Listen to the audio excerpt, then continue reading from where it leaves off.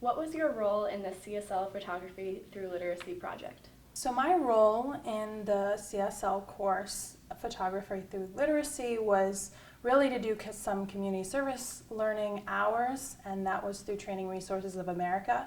So I was actually a tutor for students that were learning English as a second language. And when we came up with this project idea, I was giving the disposable cameras to the students that I had worked with and kind of explaining what we were looking for, what does Worcester mean to you? And then collecting the cameras back towards the class. What was it like working with the adult immigrants in the ESOL classroom at TRA Inc.? So I actually had already volunteered for Training Resources of America when it was at its different location. And so I really enjoyed going back and seeing it in a bigger setting as well, because it was an improvement from the prior classroom that they had been using. But I really loved both times, both experiences that I was there. I think it actually brought to life what I was learning in the classroom, although it seemed like, how does theater and Spanish theater apply to teaching English as a second language? But it really was a lot of body language and talking out, demonstrating, okay, what's the difference between this and that? And I think having that theater background helped in communicating what needed to be taught, and also like remembering, different things within the language that are kind of weird and don't make sense. And it was definitely good for a laugh. So I think that we connected on that level, where, sometimes when you're trying to learn another language, you feel really self-conscious, and you don't really want to speak that language because you don't want to be wrong and you don't want to fail. And so when you see somebody who speaks that language and they're goofy and they're really excited and into it and not afraid to kind of make fun of themselves, you feel confident and comfortable in learning that language. And I definitely, with Spanish, felt very uncomfortable sometimes speaking Spanish to native speakers. And a lot of them in the class were native Spanish speakers, and they really appreciated when you went and you spoke to them and tried to communicate with them in their primary language. So it was a great experience. Did you get any personal relationships with any of the people you were working with? No, I mean, I didn't. I guess in that capacity, I thought it would have been inappropriate to develop those type of relationships outside of the program. But I don't know. I didn't develop any relationships outside of that, but I would say that I would do it again. I would volunteer there, and I would offer to tutor someone for free too, in that too.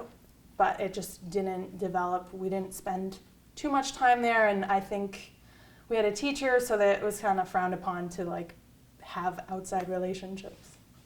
How did your participation in this Photography Through Literacy project impact your views of immigrants and refugees living in the U.S.?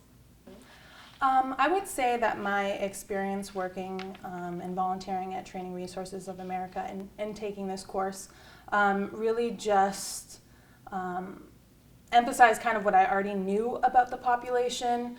And it was great to see my classmates who might not have had the same type of experience. I actually lived in an ethnic enclave in Boston, so I've seen a lot of that firsthand, and known how difficult it is learning another language because of that. So I think it was good to see others that hadn't been through a similar experience really, take something away from that and open their eyes to it. I guess I took away that it was really a good connection, and that, we are doing some things for the immigrant population, but I think we could be doing more. What did you get out of this project? Did you find anything challenging, and if so, in what ways? So I think this was a really valuable experience. I think that oftentimes, we are caught up in our own perspective of things, and we kind of think that's the norm, or we think that's what other people think as well, because that's just, how we grew up and what we believe. And so it's great to kind of be challenged and to see other people's perspectives, And especially when it's something that other people struggle with, which is a language barrier. And, really our power is in our voice and being able to, state our opinions or to really just communicate ourselves. So I think to see people in that situation where they were striving so hard to really communicate themselves in a country that wasn't their own was really inspiring for anyone here that feels like, they don't have a voice to stand up and to also to give back and to, value that we do have a voice in many different ways and to allow others to have a means of expressing themselves. And if it isn't in, the primary language of whatever country you're in, maybe it's through art or photography in this case. Would you recommend it to the future college students, and why or why not? So I would definitely recommend this experience to other Assumption College students and college students in general. I really love community service learning courses because it brought you out into Worcester. And I think that, Assumption is in a really great part of the city. And it's really beautiful around here, but, there's areas of the city that, for instance, I live at Clark University, it's on Main South, and there are things that go on there that, you wouldn't see otherwise if you didn't live there.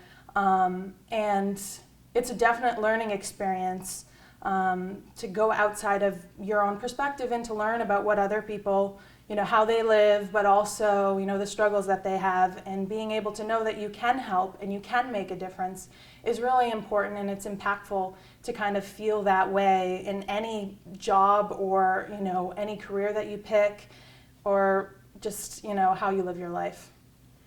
Do you see any connections to the CSL project and other courses or other work-related experiences generally that you've had since the project ended? I think that taking a community service learning course is really important when you get out into the real world because it gives you practical experience, but also sometimes in class you think about philosophical ideals and ways of thinking, but when you actually get out to doing, there's many different ways that people approach a problem.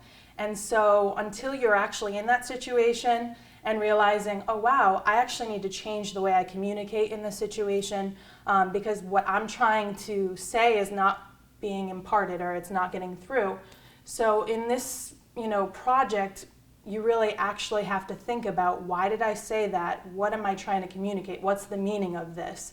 And even if you are talking to someone who speaks English and that's their primary language, where are they from? Different regions have different ideas and different, views on many different things. And you wouldn't think that it impacts your work, but it really does. That can be applied to any place that you work. Every place has its own philosophy, so it's really important to kind of know what your workplace believes and thinks so that you can either, challenge that convention of what they're thinking or, to fall in line with that and to do to live up to what they're looking for in their employee.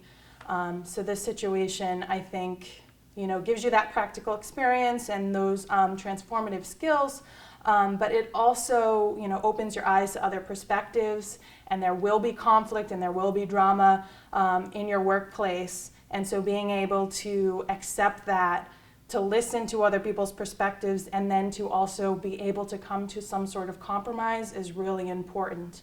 And I think, whenever you're learning another language or you're trying to teach another language, that's something that comes across is miscommunication, and effective communication is really, really important in the workplace.